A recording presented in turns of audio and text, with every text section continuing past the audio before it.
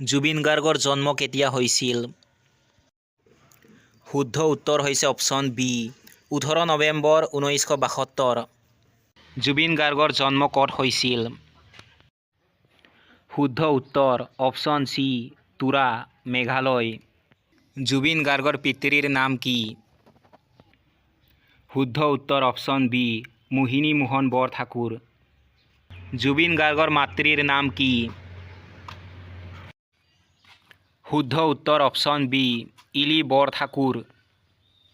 জুবিন গাৰ্গ কিমান চনত বিবাহপাশত আবদ্ধ হৈছিল? শুদ্ধ উত্তৰ অপশ্যন চি 2002 চন। জুবিন গাৰ্গৰ প্ৰথম এলবামৰ নাম কি? শুদ্ধ উত্তৰ অপশ্যন ডি অনামিকা।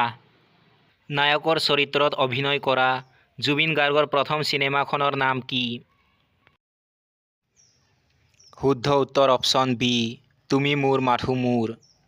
জুবিন গাৰ্গৰ প্ৰকৃত নাম কি? শুদ্ধ উত্তৰ অপশ্যন এ জুবিন বৰঠাকুৰ।